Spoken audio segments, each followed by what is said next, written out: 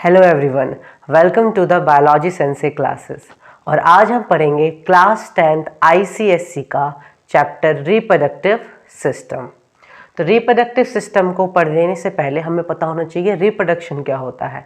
Reproduction होता है production of new organism from the existing one for the continuity of species, यानी कि पुराने ऑर्गेनिज्म से नए ऑर्गेनिज्म का प्रोड्यूस होना। और क्यों जरूरी है ये? For the continuity of species, ताकि लाइफ अर्थ पर बनी रहे।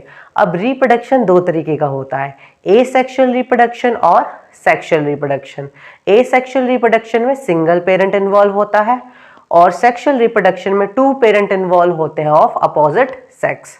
सेक्सुअल रिप्रोडक्शन में वेरिएशंस आती हैं, पर एसेक्सुअल रिप्रोडक्शन में कोई वेरिएशन नहीं आती। अब एसेक्सुअल रिप्रोडक्शन में क्या होता है कि वो बहुत ज़्यादा फास्ट होता है, उसमें काउंट्स बढ़ते हैं, नंबर ऑफ ऑर्गेनिज्म बढ़ते हैं। वाइल सेक्सुअल रिप्रोडक्शन जो प्रोसेस होता है वो बहुत ही ज़्यादा स्लो होता है। अब जैसे एसेक्सुअल रिप्रोडक्शन का एग्जाम्पल है binary fission in amoeba, budding in hydra, budding in yeast, या फिर fragmentation in green algae that is spirogyra. और भी बहुत सारे एग्जाम्पल हैं, जैसे कि आपने वेजिटेटिव प्रोपगेशन पढ़ा होगा प्लांट्स में। पर हमें इसमें डिटेल में ह्यूमन का रिप्रोडक्टिव सिस्टम पढ़ना है। तो ह्यूमन की रिप्रोडक्टिव सिस्टम किस प्रकार का होता है? तो obviously humans are sexually reproducing viviparous organism. Viviparous यानी कि वो यंग वन को बर्थ देते हैं। अब ह्यूमन का रिप्रोडक्शन के जो प्रोसेस होते हैं उसमें सबसे पहला प्रोसेस होता है गैमेटोजेनेसिस। गैमेटोजेनेसिस यानी कि गैमेट्स का बनना। अब गैमेट्स के बनने के बाद सेकंड प्रोसेस होता है फर्टिलाइजेशन, यानी कि गैमेट का फ्यूजन। और थर्ड स्टेप होता है कि गैमेट के फ्यूजन से जो जाइगोट बना फिर उसका इम्प्लांटेशन हो जाता है फीमेल के यूट्रस में, जिसको हम कहते हैं इम्प्लांटेशन। और इम्प्लांटेशन के बाद 9th मंथ की साइकिल होती है जिसमें नरिशमेंट मिलता है एम्ब्रियो को, वो जाइगोट से एम्ब्रियो बनता है, एम्ब्रियो से फीटस बनता है, और फाइनली एक यंग वन अराइज होता है। तो 9 मंथ का टाइम है, इसको गेस्टेशन पीरियड कहते हैं। और गेस्टेशन के बाद फाइनली क्या होती है? डिलीवरी ऑफ द बेबी, जिसको हम पार्चुरेशन कहते हैं। तो सबसे पहले हम पढ़ेंगे mail and female reproductive system. अब हम आ जाते हैं मेल रिप्रोडक्टिव सिस्टम पे। तो मेल रिप्रोडक्टिव सिस्टम की बात करें तो उसमें 4 तरीके की चीजें होती हैं। पहले testis, accessory ducts, accessory glands और एक्सटर्नल जेनिटेलिया। ठीक है जी। अगर मैं आपको सिंपल से बताऊं तो जो मेल रिप्रोडक्टिव सिस्टम है उसमें 2 तरीके के ऑर्गन पाए जाते हैं। एक होता है प्राइमरी सेक्स ऑर्गन और एक होता है secondary sex organ. Primary sex organ हमारे पास यहाँ पर टेस्टिस होते हैं, और बाकी ये जितने भी हैं डक्ट्स, ग्लैंड्स और एक्सटर्नल जेनिटेलिया, इनको सेकेंडरी सेक्स ऑर्गन कहते हैं। प्राइमरी सेक्स ऑर्गन का काम होता है गैमेट का बनाना और हार्मोन्स का production, while secondary sex organ का काम होता है nourishment and transportation of gametes. तो ठीक है, तो सबसे पहले हम पढ़ते हैं primary sex organ that is testis. अब टेस्टिस का काम क्या होता है? टेस्टिस के 2 फंक्शन होते हैं। पहला फंक्शन ये है कि ये क्या करेगा? ये स्पर्म का प्रोडक्शन करवाएगा, गैमेटोजेनेसिस करवाएगा। और मेल के केस में गैमेटोजेनेसिस को स्पर्मेटोजेनेसिस कहते हैं, जिसमें स्पर्म बनते हैं। ओके, दूसरा काम जो टेस्टिस करता है वो ये है कि वो टेस्टोस्टेरोन हार्मोन बनाता है, जिसको हम मेल हार्मोन कहते हैं। और इसी टेस्टोस्टेरोन हार्मोन की वजह से मेल और फीमेल को हम डिस्टिंग्विश कर सकते हैं bye there secondary sexual characters. ठीक है, अगर हम फिजिकल अपीयरेंस देखें तो मेल और फीमेल को आफ्टर प्यूबर्टी हम डिस्टिंग्विश कर सकते हैं कि फीमेल में ब्रेस्ट डेवलप हो जाती है, मेल में बियर्ड डेवलप हो जाती है।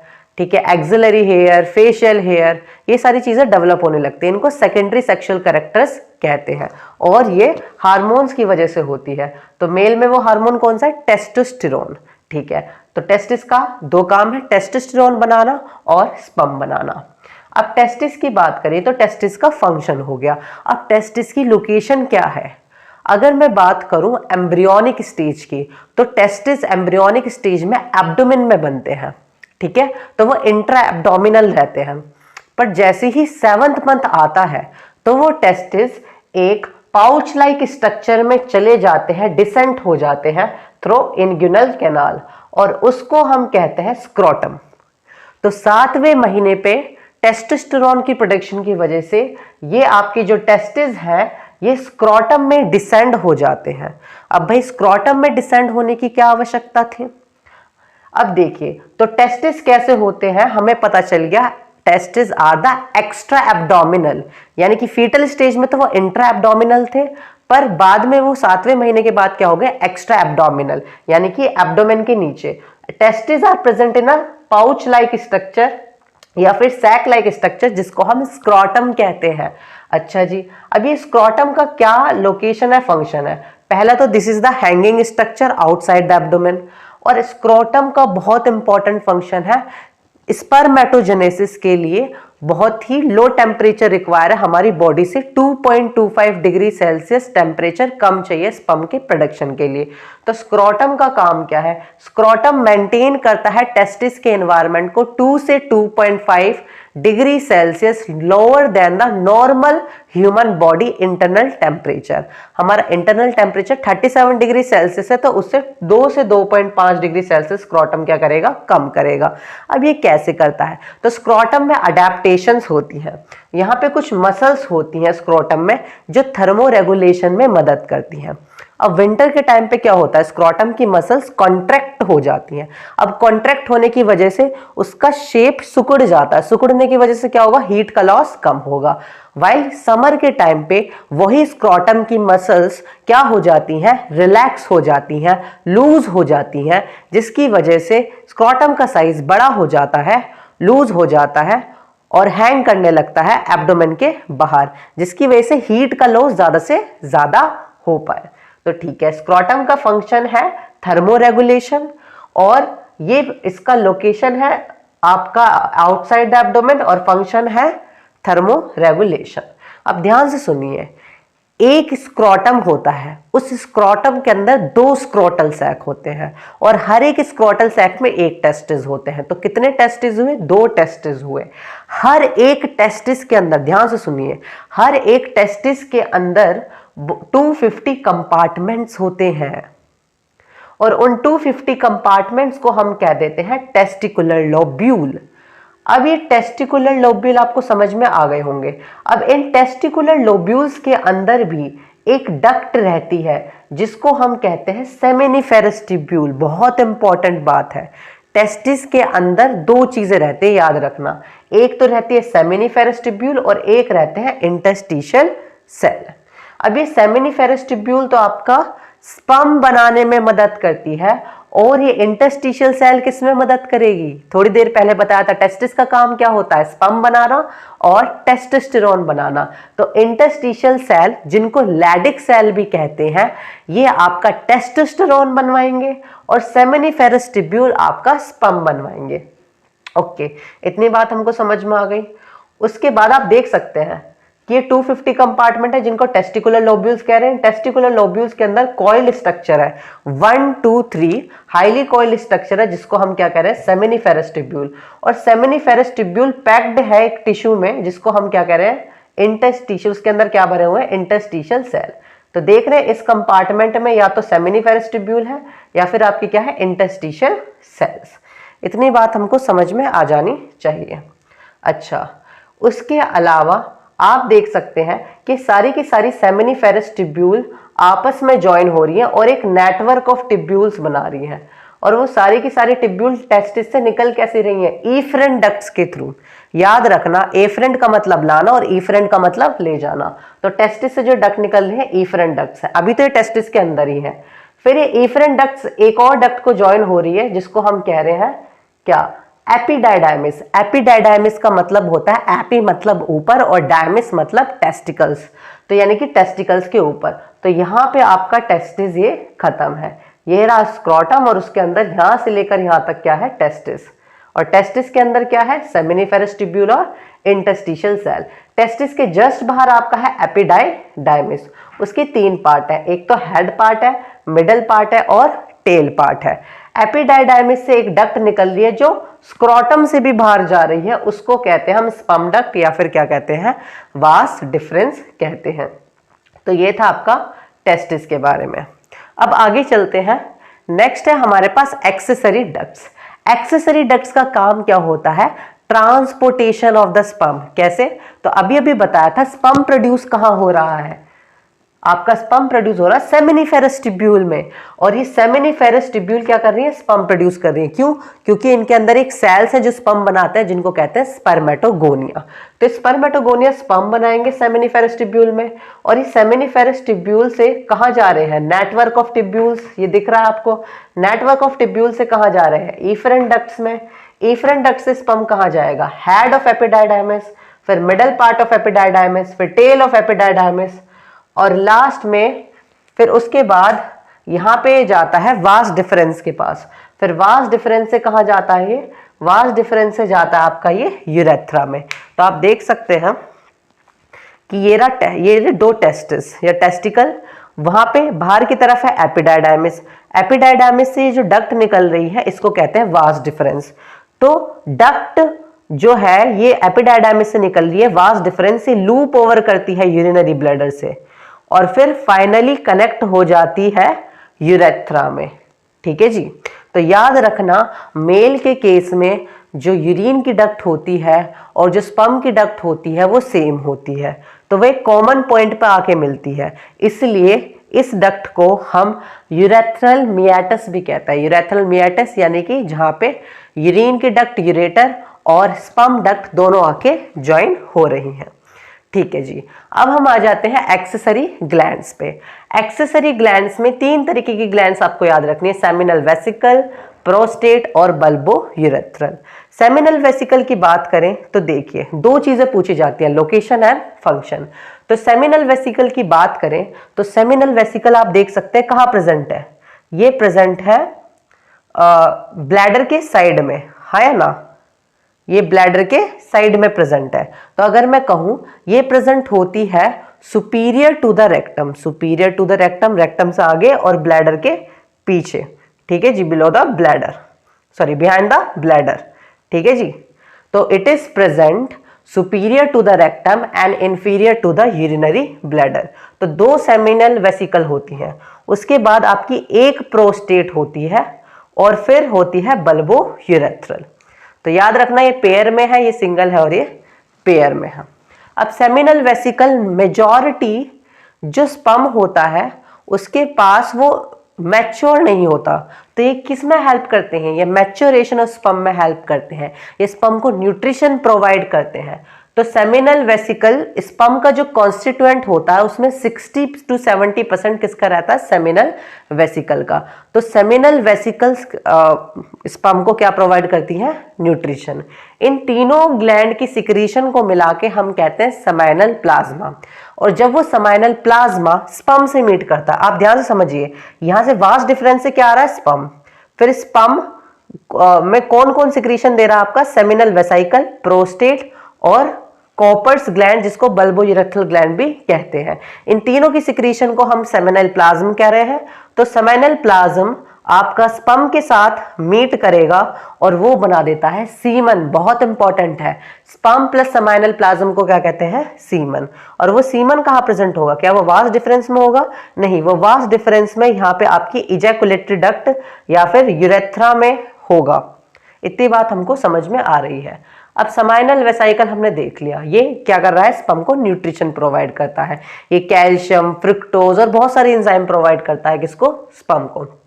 प्रोस्टेट ग्लैंड, प्रोस्टेट ग्लैंड की लोकेशन सुनिए। सबसे पहले तो ये सिंगल है, दूसरा ये कहां प्रेजेंट है? ये बिलो द ब्लैडर प्रेजेंट है, यानी कि ब्लैडर के, यूरिनरी ब्लैडर के जस्ट नीचे। ठीक है जी। ये बिल्कुल फ्रंट ऑफ द रेक्टम में प्रेजेंट होती है और बिलो द ब्लैडर। अब इनके 2 काम है। पहला काम है स्पर्म की मोटिलिटी को इंक्रीज कर देता है, या मोबिलिटी मैं उसको कह सकता हूं, यानी कि स्पर्म की स्पीड को इंक्रीज कर देगा, है ना, जो कि बहुत इंपॉर्टेंट फैक्टर है। अदरवाइज वो ओवम को फर्टिलाइज ही नहीं कर पाएगा। तो स्पर्म की मोटिलिटी को बढ़ाता है। कैसे? प्रोस्टेट ग्लैंड एक सिट्रिक एसिड और कुछ चीजें, एंजाइम्स देता है स्पर्म को, जिसकी वजह से उसकी मोटिलिटी बढ़ जाती है। और प्रोस्टेट ग्लैंड का एक और इंपॉर्टेंट काम है, ये एल्कलाइन फ्लूइड है, ये मिल्की एल्कलाइन फ्लूइड है और ये भी एल्कलाइन ही फ्लूइड है। तो मिल्की एल्कलाइन फ्लूइड में क्या होता है?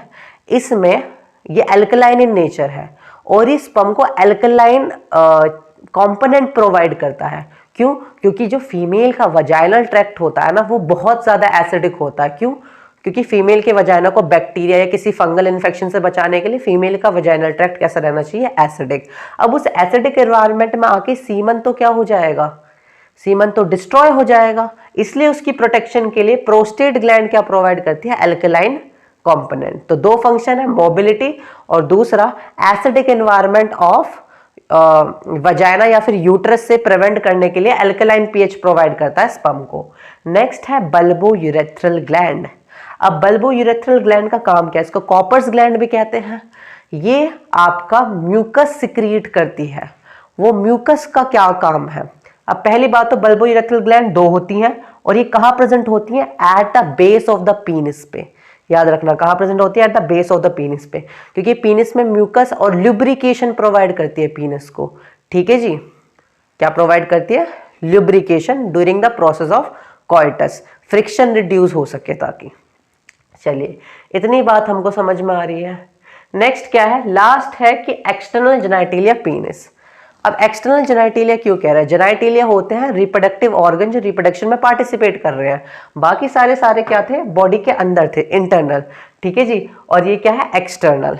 तो ये एक्सटर्नल जेनाइटिलिया है, इसको हम पीनिस कह देते हैं। मेल में एक ही होता है एक्सटर्नल जेनाइटिलिया पीनिस, फीमेल में बहुत सारे एक्सटर्नल जेनाइटिलियाज होते हैं। तो ये एक्सटर्नल जेनाइटिलिया जो पीनिस है ये क्या है? इसका काम होता है to deliver the sperm into the vagina, और the process of delivering of sperm into the vagina. पर अब हम स्पर्म नहीं कहेंगे, अब हम क्या कहेंगे? सीमन कहेंगे, क्योंकि अब तो वो सीमन बन गया। तो the process of delivering of semen into the vagina is known as insemination. ठीक है जी, इसको क्या कहते हैं? इंसेमिनेशन कहते हैं। तो इंसेमिनेशन में हेल्प कौन करता है? पीनिस। अब याद रखना पीनिस के यहाँ पे ब्लड पाउचेस होते हैं। अब ब्लड पाउचेस में क्या होता है? जब भी मेल सेक्सुअली एक्साइटेड रहता है तो यहाँ पे जो ब्लड पाउचेस है खाली रहते हैं, पर जैसे ही सेक्सुअली एक्साइटेड होता है ये ब्लड पाउचेस ब्लड से भर जाते हैं, जिसकी वजह से क्या होता है? पीनिस में इरेक्शन होता है। पीनिस की एक इनलार्ज टिप होती है जिसको हम ग्लैंस पेनिस भी कहते हैं, और वो कवर्ड होती है फोर स्किन से जो उसको प्रोटेक्शन प्रोवाइड करती है। तो याद रखिए मेल के केस में कितने कितने प्रोसेस हमने पढ़ लिए। सबसे पहले रिप्रोडक्शन प्रोसेस में हमने पढ़ लिया आपका गैमेटोजेनेसिस यानी कि स्पर्म की फॉर्मेशन। फिर स्पर्म की फॉर्मेशन के बाद हमने पढ़ लिया इंसेमिनेशन, स्पर्म की डिलीवरी, फिर फर्टिलाइजेशन, फिर इम्प्लांटेशन, फिर गैस्टेशन, फिर पार्चुरेशन। तो ये सारी चीजें हमने पढ़ ली हैं। क्या होता है कि एब्डोमेन में प्रेशर होने की वजह से जो इंटेस्टाइन आती है वो स्क्रोटम के अंदर आ जाती है। अब इंटेस्टाइन स्क्रोटम के अंदर वैसे ही आते हैं जैसे टेस्टिस स्क्रोटम के अंदर आए थे, थ्रू इंग्युइनल कैनाल। तो इंटेस्टाइन के स्क्रोटम में आने के प्रोसेस को due to high pressure in the abdomen कहते हैं हर्निया। तो याद रखना जिसकी वजह से स्पर्म के फॉर्मेशन में दिक्कत हो जाती है। यही जैसे मैंने बताया इंग्युइनल कैनाल से टेस्टिस इसके अंदर आते हैं, तो इंग्युइनल कैनाल से और भी बहुत सारी चीजें आती हैं जैसे कि नर्व्स आती हैं, ब्लड वेसल्स आती हैं। ठीक है जी। और एक और इंपॉर्टेंट बात है मेल रिप्रोडक्टिव सिस्टम में, अगर सीमन पेनिस से निकल रहा है तो उसको हम इजैकुलेशन कहते हैं, और एक इजैकुलेशन में 200 से लेकर 300 मिलियन स्पर्म निकलते हैं। पर अगर पेनिस से निकला हुआ स्पर्म वजाइना में ट्रांसफर हो जाए उसको हम इंसेमिनेशन कहते हैं। तो याद रखिए इजैकुलेशन और इंसेमिनेशन अलग अलग चीजें होती हैं। तो फीमेल रिप्रोडक्टिव सिस्टम में मेल रिप्रोडक्टिव सिस्टम की तरह इसमें प्राइमरी सेक्स ऑर्गन होता है और सेकेंडरी सेक्स ऑर्गन होता है। प्राइमरी सेक्स ऑर्गन होता है यहाँ पे ओवरी। तो ये आप देख सकते हैं हमारे पास यहाँ पर फीमेल रिप्रोडक्टिव सिस्टम में 1 पेयर ऑफ ओवरी होती है, यानी कि कितनी ओवरीज होती है? 2 ओवरीज होती हैं। ओवरीज का फंक्शन क्या है? क्योंकि ये प्राइमरी सेक्स ऑर्गन है तो इनका फंक्शन होता है production of gamete and production of hormone. तो क्या गैमेट बनाएंगे? ये ओवम बनाएंगे। और दूसरा जो हार्मोन बनाती है ओवरीज, ये 2 हार्मोन बनाती हैं, प्रोजेस्टेरोन और एस्ट्रोजन। ये 2 हार्मोन का सिंथेसिस करेंगी। अब नेक्स्ट है प्राइमरी सेक्स ऑर्गन के बाद क्या होता है यहाँ पर एक्सेसरी ऑर्गन जिन्हें कह देते हैं हम, या सेकेंडरी सेक्स ऑर्गन जिन्हें कह देते हैं। उनमें इन्वॉल्व है डक्ट्स। यहाँ पे आप डक्ट्स देख सकते हैं। तो ये जो आपको डक्ट दिख रही है इसको हम कहते हैं fallopian tube. Fallopian tube, fallopian tube का दूसरा नाम है ओविडक्ट। तो यहाँ से लेकर यहाँ तक ये क्या आपकी एक फेलोपियन ट्यूब है। तो ये फेलोपियन ट्यूब यहाँ से लेकर यहाँ तक पूरी होती है 10 to 12 centimetre in length. Okay, ये 10 to 12 सेंटीमीटर इन लेंथ आपकी हो गई फेलोपियन ट्यूब। इस फेलोपियन ट्यूब का काम क्या है, इसके अंदर सीलिया होता है। तो जैसी ओवरी ओवम रिलीज करती है, उन ओवम को कैच करता है फिम्ब्रियाई। कौन कैच करता है उनको? फिम्ब्रियाई कैच करता है। इसमें अडहेसिव सब्सटेंस होता है जो ओवम से अटैच हो जाता है।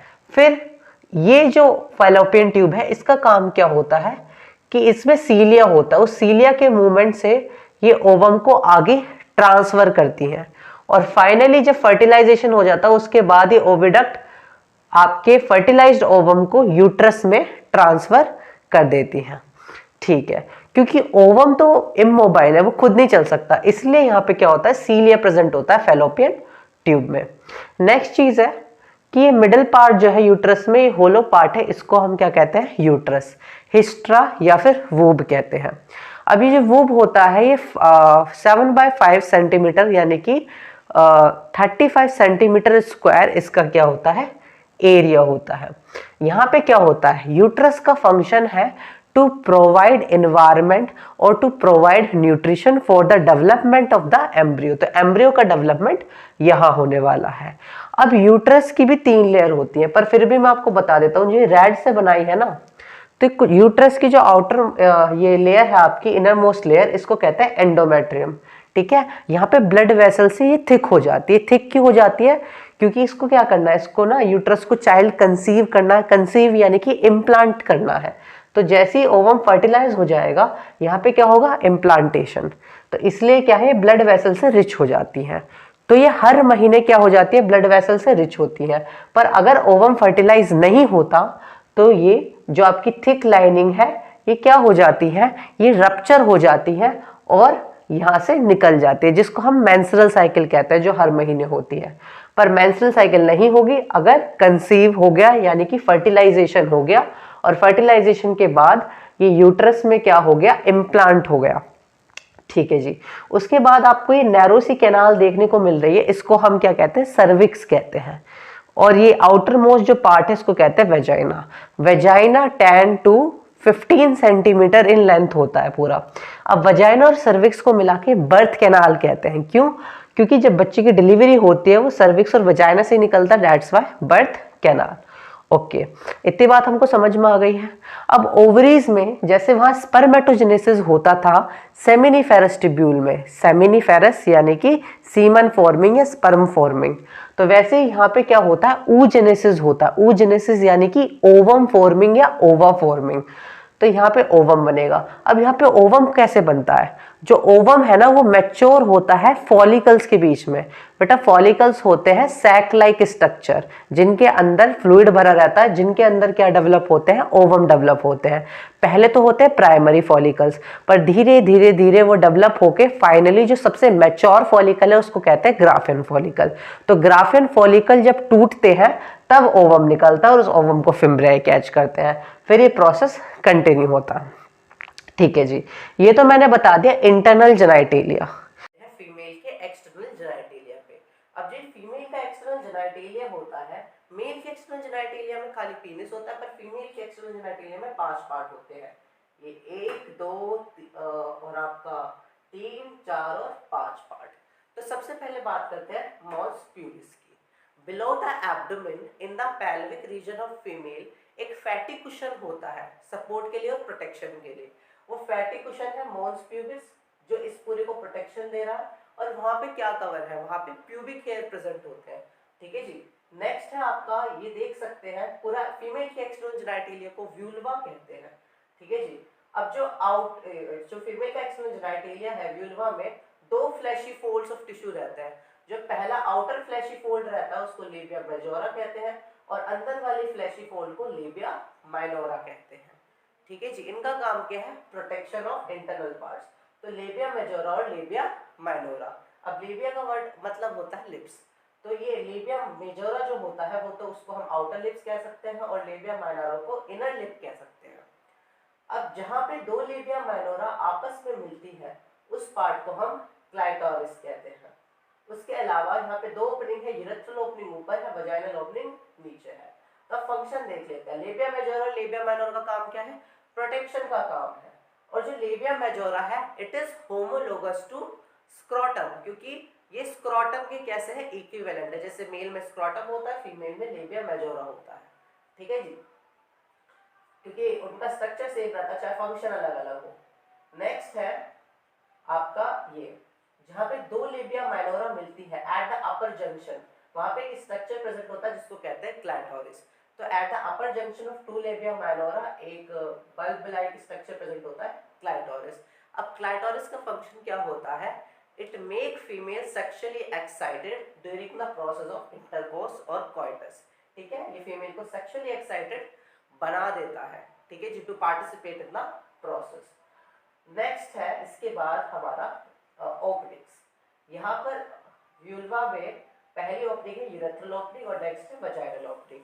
क्यों 2 ओपनिंग क्यों है? मेल के केस में तो एक थी, क्योंकि फीमेल की बॉडी में क्या होना है? वूब क्या होना है? ग्रो होना है। तो एक ही ओपनिंग थोड़ी ना रख सकते हैं कि वहीं से यूरिन आ रहा है और वहीं पे बच्चा डेवलप हो रहा है। ठीक है जी, तो ऐसा नहीं होता, इसलिए क्या होती है 2 अलग अलग यहाँ पे ओपनिंग होती है। यूरेथ्रल ओपनिंग ऊपर जहाँ से यूरिन आता है और ये वजाइनल ओपनिंग। एक इम्पॉर्टेंट चीज है, जो वजाइनल ओपनिंग होती है उसकी जो वजाइनल की जो ओपनिंग होती है it is partially covered by a membrane, और उस मेम्ब्रेन को कहता है बेटा हाइमेन, जिसे कॉमन लैंग्वेज में सील कह देते हैं। ठीक है, जिसको क्या कहता है? हाइमेन। अब पहले माना जाता था कि hymen is the indicator of virginity, यानी कि जिसके पास हाइमेन है वो वर्जिन है, जिसके पास हाइमेन नहीं है वो वर्जिन नहीं है। ठीक है जी, पर ये जरूरी नहीं है, क्योंकि हाइमेन बचपन में भी टूट सकती है। जरूरी नहीं है कि वो इंटरकोर्स के बाद ही टूटे, और ये भी जरूरी नहीं है कि इंटरकोर्स के बाद वो टूट ही जाए। कभी कभार हाइमेन फ्लेक्सिबल भी हो जाती है कि वो टूटती नहीं है, तो it is not a indicator. बचपन में फिजिकल एक्सरसाइज की वजह से, हॉर्स राइडिंग की वजह से भी हाइमेन टूट सकती है और ब्लड निकल सकता है। ठीक है, और हो सकता है इंटरकोर्स के बाद भी ये ना टूटे, तो it is not a indicator of virginity. अब क्या होता है? मैंने आपको बताया था process of formation of female gamete that is ovum is known as oogenesis। ठीक है जी, और गैमेट के निकलने की प्रोसेस को कहते हैं ओव्यूलेशन। मेल में जब गैमेट निकल रहा था उसे इजैकुलेशन कह रहे थे, पर वही मेल का गैमेट अगर फीमेल के रिप्रोडक्टिव सिस्टम में एंटर करता था तो उसे इंसेमिनेशन कहते थे। तो यहाँ पे गैमेट जब ग्राफियन फॉलिकल फटती है, रप्चर होती है, तो गैमेट निकलता, उसको हम कहते हैं ओव्यूलेशन। ओके, इतनी बात हमको समझ में आ गई है। उसके बाद ओव्यूलेशन होने के बाद अगर स्पर्म फर्टिलाइज कर देता है ओवम को, तो यहाँ पे क्या होने लगता है? यहाँ पे ग्रोथ होनी स्टार्ट हो जाती है, इम्प्लांटेशन होना स्टार्ट हो जाता है। फिर गैस्टेशन का पीरियड, यानी कि 9 मंथ में जिसमें एम्ब्रियो है वो नरिशमेंट और ग्रो कर रहा है, वो स्टार्ट हो जाता है। पर अगर ओवम फर्टिलाइज नहीं होता स्पर्म से, तो क्या हो जाती है? मेंस्ट्रुअल साइकिल स्टार्ट हो जाती है। लाइनिंग क्या हो जाती है? डिसरप्चर हो जाती है और ये डिस्कार्ड हो जाती है। ओके, इतनी बात समझ में हमें आ रही है। एक और चीज याद रखना, मैंने यहाँ पे फॉलिकल्स बताए थे, तो फॉलिकल्स पहले प्राइमरी फॉलिकल्स होते हैं और जो सबसे फुली डेवलप होता है इसे ग्राफिन फॉलिकल कहते हैं। और ग्राफिन फॉलिकल के टूटने से क्या निकलता है? ओवम, जिसको ओव्यूलेशन कहते हैं। अब जो वो टूटे हुए ग्राफिन फॉलिकल्स है ना, उनको हम कहते हैं corpus luteum. Very important, luteum मतलब येलो, तो कॉर्पस लूटियम यानी कि फ्लावर शेप स्ट्रक्चर रहता है येलो कलर का, उसको कहते हैं कॉर्पस लूटियम। इसका बहुत इंपॉर्टेंट काम है, ये प्रोजेस्ट्रॉन सिक्रीट करता है, और प्रोजेस्ट्रॉन इन लाइनिंग को मेंटेन करने में हेल्प करता है ताकि ये डिस्कार्ड ना हो जाए। पर जैसे ही ओवम फर्टिलाइज नहीं कर पाता, स्पर्म फर्टिलाइज नहीं कर पाता ओवम को, तो क्या हो जाता है? ये डिस्कार्ड हो जाता है और मेंस्ट्रुअल साइकिल स्टार्ट हो जाती है। ये हम डिटेल में पढ़ेंगे मेंस्ट्रुअल साइकिल में, जिसमें ओवम एग्स स्पर्म से फर्टिलाइज नहीं हो पाता। अगर ओवम स्पर्म से फर्टिलाइज नहीं हो पाता तो स्टार्ट हो जाती है मेंस्ट्रुअल साइकिल। सबसे पहले मेंस्ट्रुअल साइकिल गर्ल्स में प्यूबर्टी के बाद स्टार्ट होती है at the age of 12 to 13। तो जो सबसे पहली मेंस्ट्रुअल साइकिल होती है उसको मेनार्क कहते हैं, और आखिरी मेंस्ट्रुअल साइकिल को कहते हैं मेनोपॉज, जो कि 45 से 50 ईयर के बीच में होती है। While in case of males आप जानते हैं स्पर्मेटोजेनेसिस लाइफ टाइम होता रहता है, पर फीमेल के केस में ओवम बनना केवल 50 तक की एज के बाद हो सकता है, उसके बाद वो रिप्रोड्यूस नहीं कर सकती, उनकी मेंस्ट्रुअल साइकिल क्या हो जाती है? बंद हो जाती है। अब हम पढ़ते हैं मेंस्ट्रुअल साइकिल थोड़ी सी डिटेल में। तो मेंस्ट्रुअल साइकिल के 4 फेज होते हैं। सबसे पहला फेज है मेंस्ट्रुअल फेज, फिर फॉलिकुलर फेज, ओव्यूलेटरी फेज, फिर लूटियल फेज, फिर इसके बाद दोबारा से स्टार्ट हो जाएगा आपका मेंस्ट्रुअल फेज। तो ऐसी ये साइकिल है, ये बार बार क्या हो रहे हैं, ये 4 फेज रिपीट होते जा रहे हैं। ये साइकिल 28 डेज की होती है। अगर हम इसकी बात करें सबसे पहले फेज की, मेंस्ट्रुअल फेज के, अब मैंने आपको बताया था मेंस्ट्रुअल साइकिल किस में होती है, आपकी जो यूट्रस की सबसे अंदर लेयर होती है वो थिक हो जाती है ताकि वो क्या कर सके, वो कंसीव कर सके। पर ऐसा ना होता तो क्या हो जाती है, वो सारी की सारी जो एंडोमेट्रियम है या inner thickening of the uterus है वो डिस्कार्ड हो जाती है और ब्लड के फॉर्म में निकल जाती है पूरी की पूरी। ठीक है जी। तो सबसे पहले हम देखेंगे एक्टिविटी ओवरी में क्या हो रही है, यूट्रस में क्या हो रही है। तो जो मेंस्ट्रुअल साइकिल में मेंस्ट्रुअल फेज है जिसमें ब्लीडिंग होती है वो 3 to 5 डेज तक होती है। इस 3 to 5 डेज में ओवरी में क्या हो रहा था, फॉलिकल्स आपको बताए थे। ओवरी में क्या हो रहा है, गैमेट बनना स्टार्ट हो रहा है, प्राइमरी फॉलिकल्स अभी खाली, बाकी कुछ भी नहीं है। और यहाँ पे यूट्रस देखिए यूट्रस दिख ही नहीं रहा, जो इनर लाइनिंग है वो पूरी की पूरी डैमेज हो चुकी है, इनर लाइनिंग बची नहीं, पूरा एंडोमेट्रियम रप्चर हो चुका और ब्लड के फॉर्म में निकल चुका है।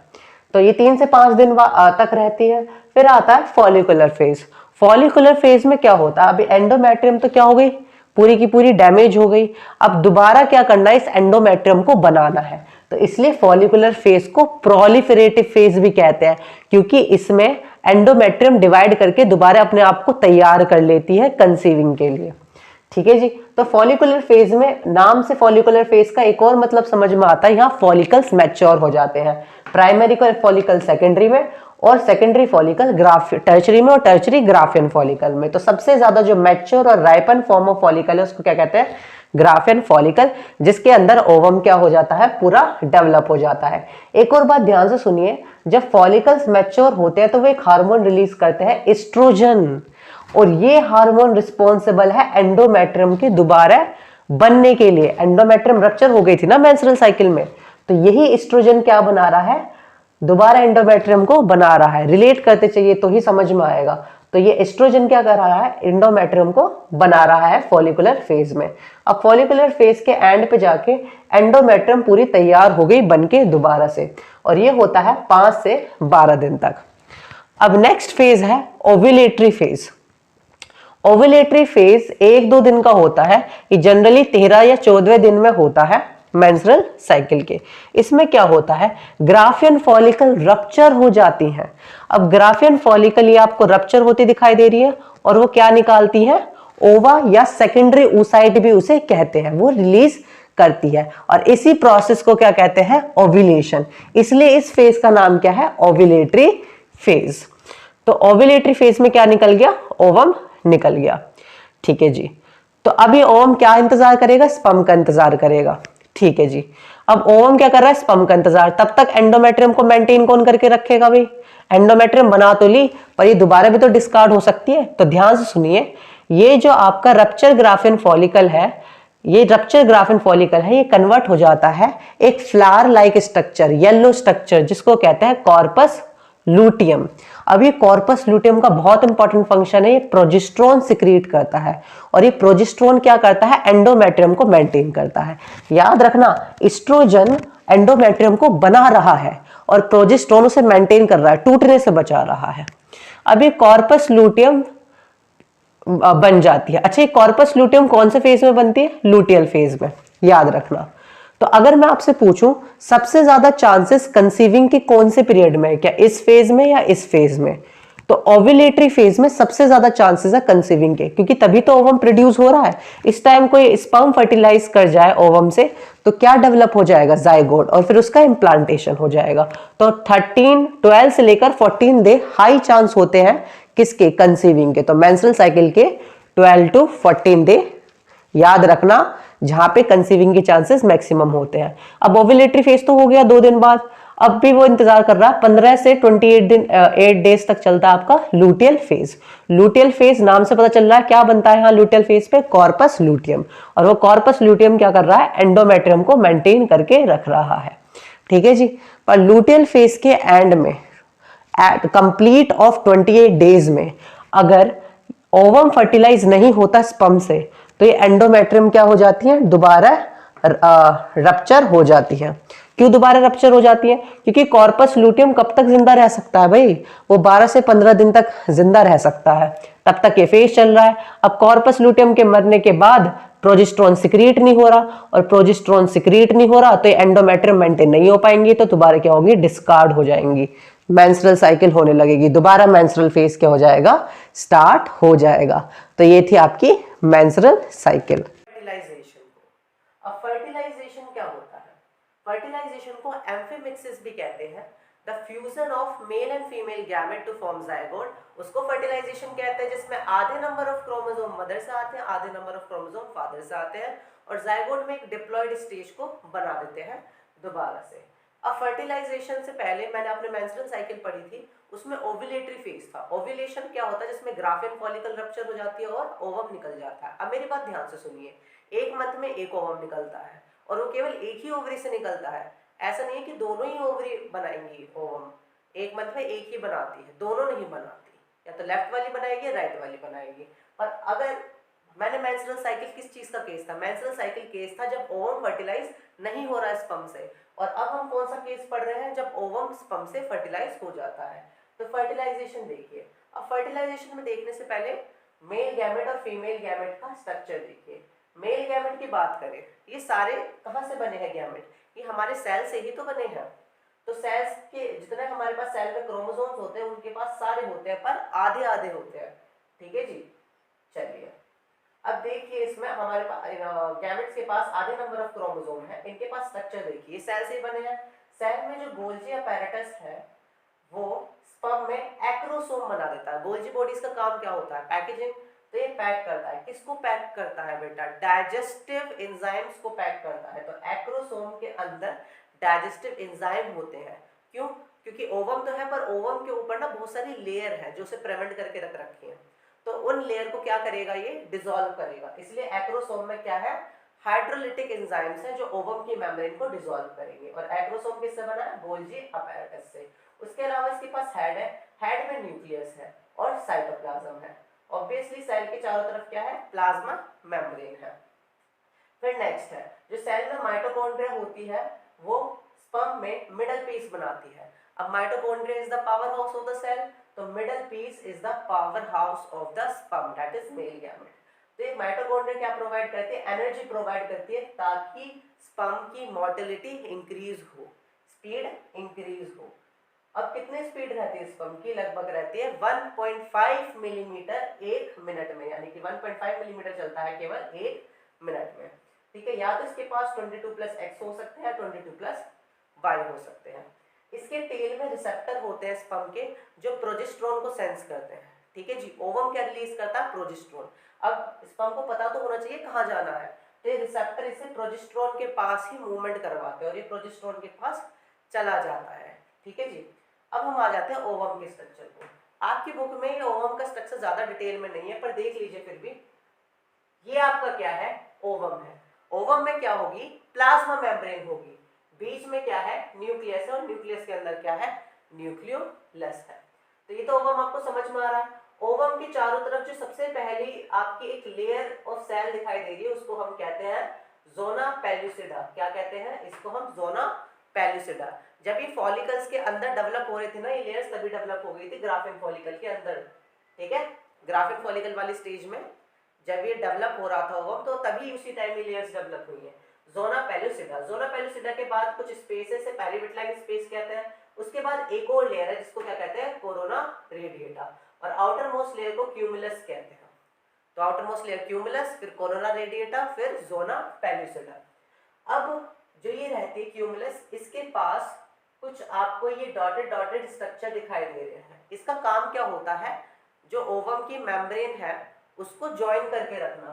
तो यहाँ पे केमिकल प्रेजेंट होता है जिसको हाइलोयूरोनिक एसिड कहते हैं, जिसका काम क्या होता है, cementing of follicular cell together. ये फॉलिकल से तो आए, तो ये फॉलिकुलर सेल्स जिसको क्यूमुलस कह रहे हैं, उनको ज्वाइन करने का काम होता है। ठीक है जी, नेक्स्ट एक और चीज है, इनके सरफेस पे कुछ चीजें रहती है जिनको एक तरीके का अडहेसिव प्रोटीन मान लो या कुछ अडहेसिव सब्सटेंस मान लो। जब ओव्यूलेशन होता है, मैंने बताया था ना, फिम्ब्रिया ओवम को कैच करता है, तो कैसे, इनके पास अडहेसिव सब्सटेंस होता है स्टिक होने के लिए। चलो स्ट्रक्चर तो हमको समझ में आ गया। अब क्या होगा, जब रिएक्शन होती है, ये एग है, एन का मतलब हैप्लॉइड है। अब क्या होगा, जितने भी स्पर्म है वो सारे के सारे अटैक करेंगे कहाँ पर, ओवम की मेम्ब्रेन पे, ठीक है जी। और जैसे ही वो ओवम की मेम्ब्रेन पे अटैक करेंगे तो कौन सी रिएक्शन स्टार्ट करेंगे, एक्रोसोमल रिएक्शन, यानी कि उनका एक्रोसोम यहाँ से रप्चर हो जाएगा और एक्रोसोम में से जो डाइजेस्टिव एंजाइम है वो रिलीज होंगे। अब एक्रोसोम में कौन कौन से एंजाइम होते हैं बेटा, कौन कौन सी मेम्ब्रेन होते हैं उनके हिसाब से ही। पहले तो ये इसके जो सीमेंटिंग करने वाली चीज है ओवम को, उसको तोड़ेगा। तो एक्रोसोमल रिएक्शन में एक्रोसोम में पहला एंजाइम कौन सा होता है, पहला एंजाइम होता है हाइलोयूरिनिडेज। हाइलोयूरिनिडेज, हाइलोयूरिनिडेज क्या करेगा, जिसको सीमेंट करके रख रखा उसको तोड़ देगा, यानी कि क्यूमुलस लेयर को तोड़ देगा। दूसरा एंजाइम इसके पास क्या होगा, इसके पास होगा कोरोना रेडिएटा पेनिट्रेटिंग हार्मोन, जो कोरोना रेडिएटा को तोड़ेगा, फिर उसके अंदर जाएगा, फिर कोरोना रेडिएटा के भी अंदर ही चले गए, फिर उसके बाद लेयर कौन सी है, ज़ोना पेलुसिडा, और ज़ोना पेलुसिडा इंपॉर्टेंट है। उसे तोड़ने के लिए इनके पास कौन सा एंजाइम होगा, ZP, ठीक है जी, ज़ोना पेलुसिडा पेनिट्रेटिंग हार्मोन। कौन सा हार्मोन होगा, ज़ोना पेलुसिडा पेनिट्रेटिंग हार्मोन, ठीक है। अब ये ज़ोनस पेलुसिडा इंपॉर्टेंट है। देखिए हम चाहते हैं कि एक ही स्पर्म फर्टिलाइज करें ताकि डिप्लॉयड बने, बहुत सारे कर गए तो पता नहीं क्या ही ऑर्गेनिज्म बनेगा, ठीक है जी। तो इसलिए हम क्या चाहते हैं कि एक ही क्या हो, यहाँ पर फ्यूजन करें स्पर्म, ठीक है जी, बहुत सारे ना करें। बहुत सारे कर गए तो उसको क्या कहते हैं, पॉलीस्पर्म में, जिसमें बेबी की ऑब्वियसली डेथ हो जाएगी, क्योंकि हम डिप्लॉयड स्टेज ही मेंटेन कर सकते हैं, हम डिप्लॉयड ऑर्गेनिज्म है। तो जैसे ही पहला स्पर्म, जो सबसे पहला स्पर्म होता है, जो ज़ोना पेलुसिडा को पास कर देता है, ठीक है जी, by using zona pellucida penetrating hormone, तो ज़ोना पेलुसिडा के अंदर वो आ गया। अब उसके बाद ना ज़ोना पेलुसिडा में स्ट्रक्चर चेंज आ जाते हैं, वो क्रिस्टलाइन बन जाती है। क्रिस्टलाइन बन के क्या करती है, बाकी सारे स्पर्म को एंटर नहीं करने देती, और क्या करती है, ब्लॉक पॉलीस्पर्मी, क्या ब्लॉक करती है ज़ोना पेलुसिडा, पॉलीस्पर्मी ब्लॉक करती है कि भाई एक ही स्पर्म आएगा, बाकी सबको एंट्री नहीं है। अब स्पर्म का खाली हेड एंटर करता है ना, और उसमें भी हेड के अंदर क्या होता है, साइटोप्लाज्म और न्यूक्लियस, ठीक है जी। तो अगर मैं बात करूं कि बच्चे में जो माइटोकॉन्ड्रिया आती है वो कहाँ से आती है, वो मदर से आती है, मदर के पास रहती है माइटोकॉन्ड्रिया। स्पर्म में तो माइटोकॉन्ड्रिया मिडल पीस एंटर ही नहीं करता, और दूसरा मदर में सॉरी जो बच्चा रहता है उसमें गोल्जी अपैरेटस कहाँ आती है सेल में, वो भी कहाँ आती है, मदर से। तो याद रखना, जो फीटस है या फिर जो ऑफस्प्रिंग है, वो माइटोकॉन्ड्रियल गोल्जी बॉडी कहाँ से रिसीव कर रहा है, वो मदर से रिसीव कर रहा है, ठीक है जी। ठीक है, इतनी बात हमें समझ में आ गई। अभी अभी मैंने बताया था जो पॉलीस्पर्मी को ब्लॉक करने के लिए, उसी प्रोसेस को हम कह रहे हैं इम्प्रेग्नेशन, यानी कि एक ही स्पर्म एंटर करेगा। लास्ट में क्या हो गया, दोनों इनके न्यूक्लियस का फ्यूजन होने जा रहा है, और इन्होंने फ्यूजन होके सिंगल सेल बना दिया, जिसको हम जाइगोट कहते हैं। अब ऐसा आपने सोचा होगा कि ह्यूमन का स्पर्म ह्यूमन के ओवम को ही फर्टिलाइज कर सकता है, किसी और को नहीं कर सकता, वरना तो ऐसे हाइब्रिड बनने लगते, आधा घोड़ा आधा इंसान। ऐसा नहीं, इंसान का स्पर्म इंसान के ही ओवम को क्या करेगा, फर्टिलाइज करेगा। क्यों, क्योंकि यहाँ पे कुछ ऐसे केमिकल्स रहते हैं जिनको फर्टिलाइजिन और एंटी फर्टिलाइजिन कहते हैं। यहाँ पे एंटी फर्टिलाइजिन और फर्टिलाइजिन प्रेजेंट होते हैं, ठीक है जी। और वो कैसे रहते हैं, सेम रिसेप्टर वाले, मतलब एंटी फर्टिलाइजेशन फर्टिलाइजिन को ही रिकॉग्नाइज करेगा जो सेम स्पीसीज का होगा, तो स्पीसीज रिकॉग्निशन में भी हेल्प करते हैं। अब इसके बाद जो प्रोसेस है हम पढ़ेंगे इम्प्लांटेशन के बारे में। इम्प्लांटेशन क्या होता है कि फर्टिलाइज्ड एग या ओवम को अगर यूट्रस के वॉल में वो एम्बेडेड हो गया, that is known as implantation. तो इम्प्लांटेशन में ध्यान से सुनिएगा, सबसे पहले हम बात करते हैं, जब हम मेंस्ट्रुअल साइकिल में बात कर रहे थे कि ओव्यूलेशन कितने डे पे होता है, at the 14 day of the menstrual cycle में होता है। 14 डे तक क्या चलता है, आपको याद है, याद करिए, पहले तो मेंस्ट्रुअल फेज चलता है, फिर चलता है फॉलिकुलर फेज, जिसमें प्राइमरी फॉलिकल, सेकेंडरी फॉलिकल, ये ओवरी है, ये सारा प्रोसेस किसके अंदर हो रहा है, ओवरी के अंदर। तो primary follicle, secondary follicle, tertiary, और tertiary follicle finally mature follicle में कन्वर्ट हो जाता है, जिसे कहते हैं ग्राफियन फॉलिकल। ग्राफियन फॉलिकल के अंदर ओवम डेवलप होता है, बट 14 डे पे LH हार्मोन की वजह से ये क्या हो जाता है, आपका ग्राफियन फॉलिकल रप्चर हो जाता है और ओवम रिलीज हो जाता है। तो ओवम रिलीज हो गया, जिसको सेकेंडरी साइड पे कह रहे हैं, और रप्चर ग्राफिन फॉलिकल क्या बना लेते हैं, कॉर्पस लूटियम, और कॉर्पस लूटियम क्या करता है, एंडोमेट्रियम की लाइनिंग को मेंटेन करता है। ओके, इतनी बात समझ में आ गई। अब जो ये ओवम है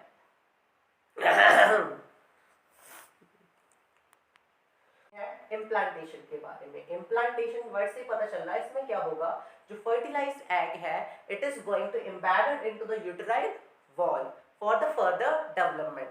ओके, इतनी बात हमें समझ में आ रही है। और कहाँ एम्बेडेड होता है, ऑब्वियसली एंडोमेट्रियम में, क्योंकि उसकी जो थिकनिंग होती है ब्लड की, वही तो क्या करती है, आगे चल के न्यूट्रिशन प्रोवाइड करती है। ठीक है जी, इतनी बात समझ में आ गई। अब इम्प्लांटेशन में देखिए ओवरी में क्या चल रहा होता है, मेंस्ट्रुअल साइकिल में आपको फेज बताए थे, मेंस्ट्रुअल फेज और फॉलिकुलर फेज। तो 14 डे पे क्या होता है, ग्राफिन फॉलिकल रप्चर होती है। थोड़ा बहुत ध्यान में आ रहा है, मेंस्ट्रुअल फेज में भी थोड़ी देर पहले पढ़ा था। उसमें क्या होता है, प्राइमरी फॉलिकल सेकेंडरी में, सेकेंडरी टर्चरी में, टर्चरी किसमें कन्वर्ट हो जाते हैं, ग्राफिन फॉलिकल, सबसे मैच्योर टाइप ऑफ फॉलिकल। और फॉलिकल के अंदर क्या डेवलप होता है, ओवम। तो 14 डे पे ल्यूटिनाइजिंग हार्मोन की वजह से ये ग्राफिन फॉलिकल क्या हो जाती है, रप्चर हो जाती है, और ओवम रिलीज हो जाता है। और जो रप्चर ग्राफिन फॉलिकल है क्या बना लेते हैं, कॉर्पस लूटियम। और कॉर्पस लूटियम का काम क्या होता है, प्रोजेस्टेरोन बनाना। और प्रोजेस्टेरोन क्या करता है, ये जो एंडोमेट्रियम की लाइनिंग है इनको मेंटेन करता है। और मैंने एक और चीज बताई थी, फॉलिकल जो ग्रो हो रहे हैं कौन सा हार्मोन बनाता है, एस्ट्रोजन, जो एंडोमेट्रियम लाइनिंग बनाता है। और कॉर्पस लूटियम जो प्रोजेस्टेरोन सिक्रीट करता है, जो उसको मेंटेन करता है। अभी ओवम रिलीज हो गया, ओवम के पास एडहेसिव सब्सटेंस है जो फिम्ब्रियाई से अटैच हो जाएंगे, तो फिम्ब्रियाई कैचिंग ऑफ ओवम में हेल्प कर रहा है, फिर उसको पास कर रहा है। फिर अब क्या होता है, ओवम स्पर्म के साथ क्या होगा, कंबाइन होगा। अब मेरी बात ध्यान सुनिए, ये कब होता है, मैंने बताया था 12, 14, 15 इन दिनों में चांसेस ऑफ फर्टिलाइजेशन ज्यादा होते हैं। तो इन्हीं दिनों में क्या करना चाहिए, इंटरकोर्स करना चाहिए। अब ये ओवम है, इस स्पर्म से फर्टिलाइज करेगा, ठीक है जी, और उसको हम क्या कह देते हैं, फर्टिलाइजेशन। पर एक चीज इंपॉर्टेंट है, स्पर्म यूट्रस के अंदर केवल आपका 5 दिन तक सरवाइव कर सकता है, जिसमें 72 आवर्स तक उसके पास फर्टिलाइजिंग कैपेसिटी होती है, फिर उसके बाद नहीं होती। इसलिए आपने ऐड में देखा होगा 72 आवर कॉन्ट्रासेप्टिव का एक ऐड आता है कि 72 आवर्स में ऑरल पिल्स ले लीजिए वरना इम्प्लांटेशन हो जाएगा। क्योंकि स्पर्म की फर्टिलाइजिंग कैपेसिटी कब तक रहती है, 72 आवर्स तक, 2 से 3 दिनों तक। ठीक है, इतनी बात हमको समझ में आ गई। अब फर्टिलाइजेशन के बाद क्या बन रहा है, यहाँ पे फर्टिलाइजेशन के बाद बनता है जाइगोट। ओके, ये हमारा क्या बन गया यहाँ पर, फैलोपियन ट्यूब में जाइगोट। ये तो आपको पता ही होगा, इसको क्या कहते हैं, ओविडक्ट कहते हैं या फैलोपियन ट्यूब कहते हैं। इसमें क्या बन गया, zygote. Zygote is a single cell. वो कौन सा डिवीजन करेगा, इसकी प्लॉइडी कितनी है पहले बताओ, 2 है ना। वो डिवीजन करता है बेटा माइटोसिस। माइटोसिस डिवीजन से 1 से 2, 2 से 4, 4 से 8, 8 से 16, तो ऐसे बढ़ते जाते हैं सेल। फिर आती है जाइगोट से बनता है 2 सेल स्टेज, फिर आती है 4 सेल स्टेज, फिर आती है 8 सेल स्टेज। ठीक है जी, कौन सी, 8 सेल स्टेज। फिर आती है 16 सेल स्टेज। तो 8 से 16 सेल स्टेज को हम क्या कहते हैं, हम उसका एक नाम रख देते हैं, उसको कह देते हैं मोरुला। ठीक है जी, क्या कह देते हैं, मोरुला। तो याद रखिए, पहले जाइगोट डिवाइड करा, 2 सेल स्टेज बनी, 4 सेल स्टेज बनी, 8 सेल, तो 8 से 16 स्टेज वाली सेल को हम कहेंगे मोरुला। ओके, फिर मोरुला क्या बना लेता है, मोरुला बना लेता है 16 to 32 सेल स्टेज। इसको हम कह देते हैं बेटा ब्लास्टुला। क्या कह देते हैं, ब्लास्टुला। अब ब्लास्टुला ही वो स्टेज है जिसमें ये आके कहा होता है, एम्बेडेड किसमें, यूट्रस के एंडोमेट्रियम में। अब आप सोच रहे होंगे ये नीचे कैसे आ रहा है, मैंने आपको बताया था ओविडक्ट में सीलिया होती है जो इसको कहां करेंगी, यूट्रस में पास ऑन करेंगी। ओके, अभी ब्लास्टोसिस में इंपॉर्टेंट बात है, इसकी अपर वाली लेयर को ट्रोफोइक्टोडर्म कहते हैं या ट्रोफोडर्म कह सकते हैं। ठीक है जी, और यहाँ पे जो प्रेजेंट होते हैं उन्हें इनर सेल मास कहते हैं। ये इनर सेल मास क्या है, इनको स्टेम सेल्स भी कहते हैं। ये वही सेल है जो आपकी बॉडी के सारे सेल बनाने वाले हैं। और ट्रोफोइक्टोडर्म क्या होता है, इस ट्रोफोइक्टोडर्म के पास एक कोरियोनिक वेलाई होती है। क्या होती है, कोरियोनिक वेलाई, यानी कि फिंगर लाइक स्ट्रक्चर, जो यूट्रस के एंडोमेट्रियम से अटैच होके प्लेसेंटा बनाता है। समझ रहे हैं ना, क्या बनाता है, प्लेसेंटा। तो ट्रोफोइक्टोडर्म, कोरियोनिक विलाई आपकी एंडोमेट्रियम से जॉइन होकर प्लेसेंटा बनाएगी, वो हम आगे पढ़ेंगे। अब ये क्या हो जाता है, ब्लास्टोसिस्ट आपका, सॉरी इसको हम ब्लास्टोसिस्ट कहते हैं, क्या कहते हैं, ब्लास्टोसिस्ट या ब्लास्टुला, ठीक है, ब्लास्टुला तो अर्ली स्टेजेस है, तो ब्लास्टोसिस्ट कह दिया हमने इसको। अब ये ब्लास्टोसिस्ट क्या हो जाता है, अंदर एंडोमेट्रियम के अटैच हो जाता है, और जैसे ही अटैच हो जाता है यूट्रस की जो लेयर है वो डिवाइड करके उसको इनसर्कल कर लेती है, कवर कर देती है, और यही प्रोसेस था आपका इम्प्लांटेशन का। अब ये इम्प्लांटेशन हो गया, अब क्या होगा, ये डेवलप होगा, जाइगोट से क्या बनेगा, यहाँ पर मोरुला बना, मोरुला से क्या बना आपका ब्लास्टोसिस्ट बना, ब्लास्टोसिस्ट में फर्दर डेवलपमेंट होगी, गैस्ट्रोला बनेगा, फिर उसके बाद क्या बनेगा, फीटस बनेगा, और फाइनली क्या होगा, एम्ब्रियो बनेगा पहले, फिर उसके बाद फीटस बनेगा, और फिर फाइनली क्या होगी, डिलीवरी होगी, जिसको हम पार्चुरेशन कहते हैं। फिलहाल इम्प्लांटेशन के बाद जो फेज चलता है उसको गेस्टेशन कहते हैं, जो 9 मंथ का होता है, जिसमें नरिशमेंट मिलते हैं और फुल डेवलपमेंट होती है फीटस की या फिर जाइगोट की या ब्लास्टोसिस्ट की, पूरे कंप्लीट ऑर्गेनिज्म में, ठीक है जी, ऑफस्प्रिंग में। तो चलिए अब हम पढ़ेंगे गेस्टेशन में क्या क्या होता है के बारे में। अब गेस्टेशन क्या होता है, गेस्टेशन होता है कि development of the embryo inside the uterus. अब गेस्टेशन पीरियड हर ऑर्गेनिज्म में अलग अलग होता है, लाइक रैबिट में 1 महीने का होता है, कैट और डॉग में 2 मंथ्स का होता है, वाइल एलिफेंट में 300 डेज या 600 डेज लगभग 2 साल का होता है, और ह्यूमन में 9 मंथ का होता है। अभी 9 मंथ भी 3 मंथ के पीरियड में डिवाइड है, जिनको ट्राइमेस्टर कहते हैं, तो टोटल 3 ट्राइमेस्टर होते हैं।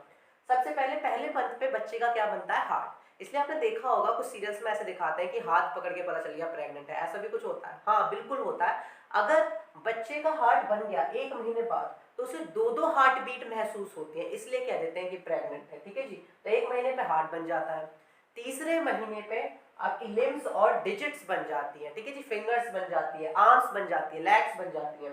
5वें मंथ पे सबसे पहला रोटेशन दिखता है। दूसरे ट्राइमेस्टर के एंड तक लगभग 6 मंथ बाद हेयर्स बन जाते हैं, आईलिड्स बन जाती हैं, ठीक है जी, आईलैशेस बन जाते हैं। आफ्टर 9 मंथ, 9 मंथ में क्या होता है कि 9 मंथ बाद बच्चा डिलीवरी के लिए तैयार हो जाता है, जिसको हम पार्चुरेशन कहते हैं। अब गेस्टेशन में हम देखते हैं कि क्या कौन कौन सी एम्ब्रियोनिक मेम्ब्रेन है जो फीटस के लिए हेल्पफुल है। सबसे पहले हम बात करते हैं प्लेसेंटा की। ये प्लेसेंटा बनता कैसे है, मैंने आपको बताया था ट्रोफोब्लास्ट होता है, या जिसे ट्रोफोइक्टोडर्म भी कहते हैं, ब्लास्टुला में अपर वाली लेयर वो यूट्रस में एम्बेडेड हो जाती है तो इम्प्लांटेशन हो जाता है। वो जो ट्रोफोब्लास्ट है ना, उसके पास कोरियोनिक विलाइस रहती हैं, वो कोरियोनिक विलाई जब यूट्रस के टिश्यू के साथ बाइंड कर जाती है तो वो एक परमानेंट कनेक्शन बना लेती हैं, या फिर मैं कहूँ एक यूट्रस की विलाई एक फीटस की विलाई, दोनों मिलकर आपस में कनेक्शन बनाते हैं, जिसको क्या कहते हैं, प्लेसेंटा। यानी कि मदर और फीटस के बीच में जो पहला कनेक्शन बनता है उसको क्या कहते हैं, प्लेसेंटा। Very good. अब देखिए प्लेसेंटा के बारे में। प्लेसेंटा कैसे बनती है, जब ट्रोफोब्लास्ट की कोरियोनिक विलाई यूट्रस के टिश्यू से मिल जाती है और वो क्या बना देती है, आउटर मोस्ट लेयर को कहते हैं कोरियोन। क्या कहते हैं, कोरियोन। कोरियन का फंक्शन क्या है, पहला प्रोटेक्शन, और सबसे मेजर इंपॉर्टेंट फंक्शन है ये रेस्पिरेटरी ऑर्गन की तरह एक्ट करते हैं, किसके, बच्चे के, ठीक है जी। तो इन्हें फीटल लंग्स भी कह सकते हैं, उस तरीके से एक्ट कर रहे हैं, थोड़ा बहुत एक्सक्रीटरी एक्टिविटी में भी इन्वॉल्व है। कोरियोन के अंदर जो नेक्स्ट एक्स्ट्रा एम्ब्रियोनिक मेम्ब्रेन है जो एम्ब्रियो को सपोर्ट कर रही है वो है एमनियोन, वेरी इंपॉर्टेंट। एमनियोन के अंदर होता है एमनियोटिक सैक और वो भरा रहता है एमनियोटिक फ्लूइड से। एमनियोटिक फ्लूइड क्या होता है, वो फ्लूइड है, तो आपने पास्कल लॉ पढ़ा होगा, ये क्या करवाता है, प्रेशर को इक्वली डिस्ट्रीब्यूट करवाता है ताकि बच्चे पे प्रेशर ना आए, फीटस पे प्रेशर ना आए। अच्छा, अगर ये प्रेशर को इक्वली डिस्ट्रीब्यूट करा रहा है तो बच्चे को किसी फिजिकल इंजरी से बचा रहा है, एक्सटर्नल इंजरी हो गई या मदर के साथ कुछ हुआ है तो बच्चे पे इफेक्ट क्या हो, कम हो, ठीक है जी, उससे ये प्रिवेंट करता है। अच्छा, ये बात समझ में आ गई। और क्या काम होता है एमनियोटिक फ्लूइड का, इसका एक्सक्रीटरी फंक्शन भी है, ठीक है जी, और रेस्पिरेटरी फंक्शन भी है, तो एक्सक्रीशन में भी हेल्प करवाता है। अच्छा, ये बात हमें समझ में आ गई। नेक्स्ट है एलेंटोइस। एलेंटोइस का जो काम होता है वो होता है आपका एक्सक्रीशन में या एक्सचेंज ऑफ गैसेस में, क्योंकि जो एलेंटोइस है जनरली तो इसका फंक्शन क्या है, एक्सक्रीशन में, क्योंकि यही एलेंटोइस आगे चल के अम्बिलिकल कोड बनाता है। अम्बिलिकल कोड जो फीटस प्लेसेंटा में है उसको कनेक्ट कर रहा है मदर की यूट्रस से, तो ये रहा फीटस और ये रहा यूट्रस मदर का, और ये क्या है, पूरा अम्बिलिकल कोड। अम्बिलिकल कोड में क्या रहती है, अम्बिलिकल आर्टरी और अम्बिलिकल वेन।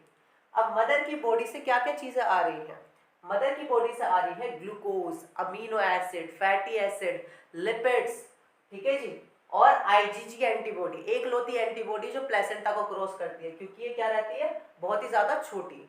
जो प्लेसेंटा रहता है ना उसकी परमेबिलिटी रहती है पर बहुत ज्यादा नहीं, ठीक है जी, छोटी छोटी चीजें ही आ सकती है। तो आईजीजी एंटीबॉडी बहुत छोटी होती है इसलिए वो प्लेसेंटा को क्रॉस कर जाती है, ठीक है। अगर हर चीज आने लगे तो सोचो कुछ ज्यादा हाई प्रेशर नहीं हो जाएगा फिर चाइल्ड के ऊपर, तो बिल्कुल। तो अब एक इंपॉर्टेंट चीज है कि माइक्रोब्स तो आते नहीं, पर कुछ वायरस जैसे जिनका साइज बहुत छोटा होता है, एचआईवी वायरस, वो प्लेसेंटा को क्या कर जाते हैं, क्रॉस। ये बात आप ध्यान रखना, ठीक है जी। तो मदर से बेबी में ट्रांसफर हो सकता है एचआईवी वायरस थ्रू प्लेसेंटा, ये बात हमको समझ में आ गई। नेक्स्ट क्या है, नेक्स्ट चीज ये है कि ये सब तो इसने ले लिया, ये कैपिलरीज बना रहा है ना आर्टरीज और वेन, और बदले में फीटस क्या करेगा, रेस्पिरेशन करेगा, न्यूट्रिएंट्स लेगा, तो कुछ एक्सक्रीटरी प्रोडक्ट बनाएगा ना, तो वो एक्सक्रीटरी प्रोडक्ट में CO2 बनाता है और यूरिया बनाता है, और वो कहाँ दे देता है, यूट्रस में। तो प्लेसेंटा किस किस में हेल्प कर रहा है, प्लेसेंटा न्यूट्रिएंट्स ला रहा है, फीटस को न्यूट्रिएंट्स दे रहा है, उसको डिफ्यूजन ऑफ गैसेस हो रहा है यानी कि गैसेस दे रहा है, और तीसरी चीज क्या कर रहा है, सारे न्यूट्रिएंट्स गैसेस दे रहा है और उससे वेस्ट मटेरियल को निकाल रहा है, ठीक है जी। न्यूट्रिशन भी दे रहा है, एक्सक्रीटरी मटेरियल को भी निकलवा रहा है, और रेस्पिरेशन में भी हेल्प कर रहा है। इसके अलावा प्लेसेंटा का एक और रोल है, ये टेम्परेरी एंडोक्राइन ग्लैंड की तरह काम करता है। मतलब टेम्परेरी एंडोक्राइन ग्लैंड आप कह सकते हैं कि ये कुछ हार्मोन सिक्रीट करता है, जैसे progesterone, oestrogen, HPL, human chorionic gonadotropic hormone. तो जो मेजॉरिटी हार्मोन है प्रोजेस्टेरोन और एस्ट्रोजन तो आपने पढ़े, ये हार्मोन सिक्रीट करता है, इसलिए तो प्रेगनेंसी के टाइम पे यूरिन से क्या निकलता है, प्रोजेस्टेरोन हार्मोन निकलता है, हाँ या ना। अब वो प्रोजेस्टेरोन हार्मोन से हमें पता चल जाता है अगर फीमेल के यूरिन से प्रोजेस्टेरोन हार्मोन निकल रहा है तो उसका टेस्ट होता है, अगर टेस्ट पॉजिटिव है यानी कि फीमेल क्या है, प्रेग्नेंट है, इस तरीके से पता चलता है। अच्छा ये बात हमको समझ में आ गई। और इसके अलावा एक बार और देख लीजिए इन लेयर्स को, सबसे आउटरमोस्ट लेयर कोरियन, फिर एमनियन, एमनियोटिक फ्लूइड जिसका बहुत इंपॉर्टेंट फंक्शन है जो आपको याद रखना है, एलेंटोइज एम्बिलिकल कोड बनाता है, एक और चीज है यॉर्क सैक। अभी यॉर्क सैक क्या है, यॉर्क सैक भी क्या करवाता है, रेस्पिरेशन और एक्सक्रीटरी मटेरियल को निकालता है। भाई इतने सारे क्यों ले रखे हैं, जब ये कर रहे हैं तो यॉर्क सैक की क्या जरूरत है। देखिए प्लेसेंटा को बनने में 12 वीक लग जाते हैं, तो जब तक प्लेसेंटा नहीं बनती सारे फंक्शन कौन करवाता है यहाँ पे, यॉर्क सैक। ये बात समझ में आ गई। अब ध्यान से सुनिए, अब मैं बताता हूँ कि पार्चुरेशन प्रोसेस कैसा होता है। पार्चुरेशन यानी कि डिलीवरी ऑफ द बेबी। तो हाइपोथैलेमस कमांड देता है किसको, पोस्टीरियर पिट्यूटरी को, भाई तुम ऑक्सीटोसिन निकालो, तो वो ऑक्सीटोसिन निकालती है, और वो ऑक्सीटोसिन का एक्ट करता है, वो एक्ट करता है यूट्रस के मस्कुलर वॉल पे, और मस्कुलर वॉल में क्या होने लगता है बेटा, कॉन्ट्रैक्शन, कहाँ से, अंदर से बाहर की तरफ, ताकि जो फीटस है वो बाहर निकल सके, ठीक है जी। तो अंदर से बाहर की तरफ कॉन्ट्रैक्शन होगा, अगर फीटस नहीं, चाइल्ड नहीं निकला, ऑफस्प्रिंग नहीं निकला, तो क्या होगा, दोबारा कॉन्ट्रैक्शन होगा, पर जो नया कॉन्ट्रैक्शन होगा वो पिछले वाले कॉन्ट्रैक्शन से स्ट्रॉन्गर होगा। तो इस तरीके से स्ट्रॉन्गर एंड स्ट्रॉन्गर कॉन्ट्रैक्शन होते रहेंगे जब तक चाइल्ड की डिलीवरी नहीं हो जाती। अच्छा ये बात भी हमको समझ में आ गई। पर समटाइम्स जो है फीमेल ऑक्सीटोसिन प्रोड्यूस नहीं कर पाती तो उसे आर्टिफिशियल ऑक्सीटोसिन दिया जाता है जिसको पिटोसिन कहते हैं चाइल्ड की डिलीवरी के लिए। अच्छा अब एक और बात समझिए कि आप बताते कि ट्विंस कैसे बनते हैं। मैंने आपको बताया था कि हर मंथ में केवल एक ही ओवरी में एग प्रोड्यूस होता है, मान लीजिए ओवरी है, पर कभी कभार किसी वजह से अगर दोनों ओवरी में एग प्रोड्यूस हो रहे हैं, है ना, दो दो एग प्रोड्यूस हो रहे हैं, दो दो वो प्रोड्यूस हो रहे हैं, तो दोनों क्या होंगे, स्पर्म से फर्टिलाइज, तो क्या बनेंगे, ट्विंस बनेंगे। कैसे बनेंगे, ट्विंस। पर वो ट्विंस को क्या कहते हैं, उनको फैटर्नल ट्विंस कह देते हैं। उनके कैरेक्टर सेम नहीं होते हैं क्योंकि ओवम अलग अलग है ना, ठीक है जी, और स्पर्म भी ऑब्वियसली अलग अलग फ्यूज कर रहा है, तो उन्हें पैटर्नल ट्विंस कहते हैं। एक ट्विंस ऐसे होते हैं, मान लो कि ये एक ओवरी है, उसमें ओवम प्रोड्यूस हुआ, पर वो ओवम किसी वजह से दो पार्ट में स्प्लिट हो गया, ठीक है जी, और जब इससे स्पर्म फर्टिलाइज करा तो दो बेबी हुए। वो कैसे रहते हैं बेटा, वो रहते हैं मैटरनल ट्विन। कैसे रहता है वो, मैटरनल ट्विंस। बिल्कुल वो एग्जैक्टली सेम रहते हैं, उनका सब कुछ सेम रहता है, ठीक है जी, हाव भाव प्रिंट सब कुछ सेम रहता है उनका, ठीक है जी। चलिए ये मैटरनल हो गए, पैटर्नल हो गए, ठीक है जी। ये चांसेस ना बहुत ही रेयर होते हैं ट्विंस होने के। कि कभी 2 हो जाते हैं, कभी ट्रिपलेट हो जाते हैं, कभी 4 हो जाते हैं, 4 भागों में टूट जाता हो, ठीक है, इस तरीके से ट्विंस बनते हैं। तो होप सो आपको ये सारा चैप्टर अच्छे से समझ में आ गया होगा वन शॉट में। Thank you for watching.